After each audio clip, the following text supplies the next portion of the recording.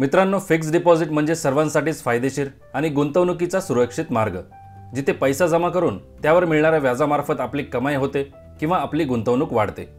तर अशीच एक लोकप्रिय फिक्स्ड डिपॉझिट स्कीम आहे जी सिनियर सिटीजन्स, कर्मचारी आणि इतर सर्वांसाठी सुद्धा उपयुक्त आहे।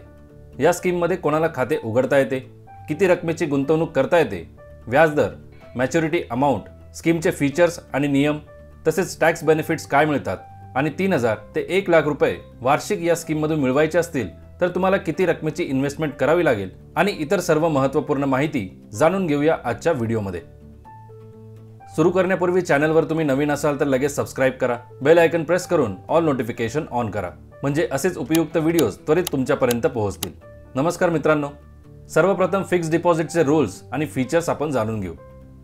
यामध्ये तुम्हाला कमीत कमी 1,000 रुपयांची गुंतवणूक करून सुरुवात करता येते, म्हणून सर्वसामान्य जनताही याचा लाभ घेऊ शकते। 1,000 पेक्षा जास्त रकमेची गुंतवणूक करायची असेल तर त्यासाठी कोणतीही मर्यादा नाही, नो मॅक्सिमम लिमिट। 100 रुपयांच्या पटीमध्ये तुम्ही कितीही रक्कम या स्कीममध्ये इन्व्हेस्ट करू शकता। तसेच खाते उघडण्यासाठी सुद्धा मर्यादा नाही, कितीही फिक्स्ड डिपॉझिटसाठीचे खाते तुम्हाला यामध्ये उघडता येतात। म्हणजे एकदा फिक्स्ड डिपॉझिटमध्ये पैसे गुंतवल्यानंतर पुन्हा इन्व्हेस्टमेंट करायची असेल तर नवीन फिक्स्ड डिपॉझिट तुम्हाला परचेस करता येते। तसेच फिक्स्ड डिपॉझिट तुम्हाला तारणही ठेवता येते आणि ते या सर्व ऑथॉरिटीजला ट्रान्सफर देखील करता येते। तर हे मल्टीपर्पज फिक्स्ड डिपॉझिट खाते कोणाला उघडता येते? कोणताही सज्ञान व्यक्ती, मायनर किंवा अस्वस्थ मनाच्या व्यक्तीच्या वतीने त्यांचे पालक, तसेच 10 वर्ष पूर्ण असणारा मायनर स्वतःच्या नावाने सुद्धा हे फिक्स्ड डिपॉझिट उघडू शकतो। खाते उघडताना तुम्हाला जॉईंट अकाउंटचा सुद्धा ऑप्शन मिळतो। जास्तीत जास्त 3 व्यक्तींचा समावेश करून जॉईंट फिक्स्ड डिपॉझिट अकाउंट सुद्धा उघडता येते। डिपॉझिट, मुदत ठेव। या फिक्स्ड डिपॉझिट स्कीममध्ये कमीत कमी 1 वर्ष आणि जास्तीत जास्त 5 वर्षांच्या मुदतीपर्यंत तुम्हाला पैशांची गुंतवणूक करता येते। फिक्स्ड डिपॉझिटसाठी 1 वर्ष, 2 वर्ष, 3 वर्ष आणि 5 वर्ष अशा एकूण 4 ऑप्शन्सपैकी तुम्हाला निवड करता येते। लक्षात असू द्या की कालावधीनुसार तुम्हाला फिक्स्ड डिपॉझिटवर मिळणाऱ्या व्याजाचा दर ठरत असतो, जो आपण यापुढे बघणारच आहोत। खाते कोणत्याही कालावधीसाठी कमीत कमी 1,000 रुपये भरून आणि जास्तीत जास्त 100 रुपयांच्या पटीत कितीही रक्कम जमा करून उघडता येते। या फिक्स्ड डिपॉझिट खात्यावर क्वार्टरली व्याज कॅल्क्युलेट करून ते तुमच्या बचत खात्यामध्ये दरवर्षी जमा करण्यात येते। तसेच जर जमा झालेले व्याज खातेधारकाने काढले नाही तर त्यावर कोणतेही अतिरिक्त व्याज दिले जात नाही। मित्रांनो, जी इन्व्हेस्टमेंट 5 वर्षांच्या कालावधीसाठी केली जाते किंवा फिक्स्ड डिपॉझिट अकाउंट 5 वर्षांसाठी ठेवले जाते, त्यामधील गुंतवणूक टॅक्स कायद्याच्या सेक्शन 80C अंतर्गत बेनिफिटसाठी पात्र असते। म्हणजे गुंतवलेली रक्कम तुम्ही टॅक्स वाचवण्याकरता शो करू शकता। आता बघूया वेगवेगळ्या कालावधीसाठी कमीत कमी 10,000 आणि जास्तीत जास्त 15 लाख रुपयांवर किती व्याज जमा होते व किती रक्कम FD पूर्ण झाल्यावर तुम्हाला मिळते, म्हणजे मॅच्युरिटीची अमाऊंट। ते बघण्यापूर्वी कृपया लक्षात असू द्या की दाखवली जाणारी ही सर्व आकडेवारी फक्त उदाहरणांच्या स्वरूपातच स्वीकारावी। किती गुंतवणूक करायला हवी हे पूर्णपणे गुंतवणूकदारावरच अवलंबून असेल। जर समजा तुम्ही या FD मध्ये 10,000 रुपये 1 वर्षांसाठी जमा केले तर त्यावर तुम्हाला 561 रुपये व्याज मिळते आणि 1 वर्षानंतर 10,561 रुपये मॅच्युरिटी अमाऊंट मिळते। 10,000वर 1,122 रुपये व्याज आणि एकूण 11,122 रुपये मॅच्युरिटीच्या वेळी तुम्हाला मिळतात। 3 वर्षांसाठी 1,683 रुपये व्याज व एकत्रित मॅच्युरिटीच्या वेळी 11,683 रुपये। आणि जर 10,000 रुपये गुंतवून 5 वर्षांची FD केली तर 3,435 रुपये व्याज आणि 13,435 रुपये मॅच्युरिटीची रक्कम तुम्हाला 5 वर्षांनंतर मिळते। आता समजा या FD स्कीममध्ये एखाद्या व्यक्तीने 15 लाख रुपयांची गुंतवणूक केली, जी 1 वर्षासाठी असेल तर त्यावर 84,217 रुपये व्याज मिळते आणि कालावधी पूर्ण झाल्यावर म्हणजे मॅच्युरिटीच्या वेळी एकूण 15,84,217 रुपये त्या व्यक्तीला मिळतात।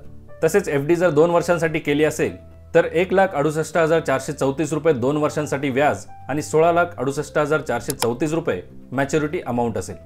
FD 3 वर्षांसाठी असेल तर 2,52,651 रुपये व्याज आणि 17,52,651 रुपये मॅच्युरिटीची अमाऊंट असेल।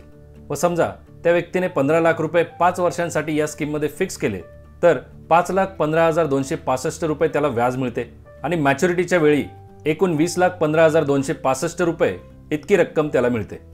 म्हणजे 5 वर्षात 15 लाखांवर 1,03,053 रुपये व्याज दरवर्षी त्या व्यक्तीला मिळू शकते।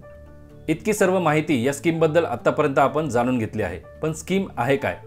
तर मित्रांनो, आज आपण चर्चा करत आहोत पोस्ट ऑफिसच्या टाइम डिपॉझिट अकाउंट संदर्भात।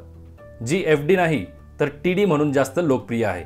त्यामुळे आता आपण जाणून घेऊ एक्सटेन्शन ऑफ TD अकाउंट किंवा TD अकाउंटची मुदत वाढवणे। ज्या ठराविक कालावधीसाठी टाइम डिपॉझिट सुरू केले जाते तो पूर्ण झाल्यानंतर पुन्हा तितक्याच कालावधीसाठी तो वाढवता येतो। ज्या कालावधीसाठी तुम्ही टाइम डिपॉझिट अकाउंट सुरू केले असेल त्यानुसार तुम्हाला ते पुढे वाढवण्यासाठी मुदत मिळते। जसे तुमचे टाइम डिपॉझिट अकाउंट जर 1 वर्षासाठी असेल तर मॅच्युरिटीच्या तारखेपासून पुढील 6 महिन्यांच्या आत तुम्हाला ते एक्सटेंड करता येते। 2 वर्षांच्या टाइम डिपॉझिटसाठी ही मुदत असेल 12 महिन्यांच्या आत, 3 वर्ष आणि 5 वर्षांच्या टाइम डिपॉझिटसाठी मॅच्युरिटीच्या तारखेपासून पुढील 18 महिन्यांच्या आत तुम्हाला त्याचा कालावधी वाढवता येतो। आणि हा कालावधी वाढवण्यासाठी तुम्हाला संबंधित पोस्ट ऑफिसमध्ये विहित अर्ज पासबुक सहित जमा करावा लागतो।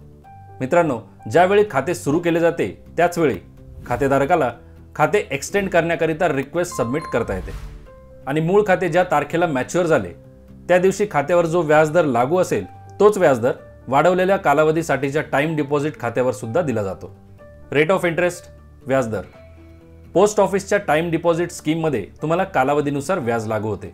जर टाइम डिपॉझिट खाते 1, 2 किंवा 3 वर्षांसाठी सुरू केले तर त्यावर 5.5% दराने व्याज दिले जाते। तेच तुम्ही 5 वर्षांसाठी खाते उघडून त्यात इन्व्हेस्टमेंट केली तर तुम्हाला 6.7% दराने व्याज मिळते। मित्रांनो, इथे एक सूचना आहे, interest payable annually but calculated quarterly, म्हणजे व्याज दर 3 महिन्यांनी कॅल्क्युलेट होते, फक्त ते खात्यावर दर वर्षी जमा केले जाते। आता आहे प्री मॅच्युअर क्लोजर, खाते मुदतपूर्व बंद करणे। मित्रांनो, ज्या तारखेला खाते सुरू करून त्यात पैसे डिपॉझिट केले असतील त्या तारखेपासून पुढील 6 महिन्यानंतर ते बंद सुद्धा करता येते। परंतु जे खाते 6 महिन्यानंतर आणि 1 वर्ष पूर्ण होण्यापूर्वीच बंद केले जाते त्यावर पोस्ट ऑफिसच्या बचत खात्याप्रमाणे व्याजदर लागू केले जातात। जर 2 वर्ष, 3 वर्ष आणि 5 वर्षांचे टाइम डिपॉझिट खाते 1 वर्षानंतर मुदतपूर्वी बंद केले तर पूर्ण वर्षासाठी टाइम डिपॉझिट व्याजदरापेक्षा व्याज 2% कमी मोजले जाते आणि 1 वर्षापेक्षा कमी कालावधीसाठी पोस्ट ऑफिस बचत खात्याचे व्याजदर लागू केले जातात। पोस्ट ऑफिसमधील हे टाइम डिपॉझिट अकाउंट जर तुम्हाला बंदच करायचे असेल तर पोस्ट ऑफिसमध्ये पासबुक सहित एक विहित अर्ज सादर करून TD खाते तुम्हाला मुदतपूर्वी बंद करता येते। तर मित्रांनो, पोस्टाच्या टाइम डिपॉझिट किंवा फिक्स्ड डिपॉझिट बद्दल तुमचे मत काय आहे ते कमेंट करून अवश्य कळवा आणि अशाच फायदेशीर स्कीम्स जाणून घेण्याकरिता चॅनलला जरूर सबस्क्राइब करा। पुन्हा भेटू। जय हिंद, जय महाराष्ट्र।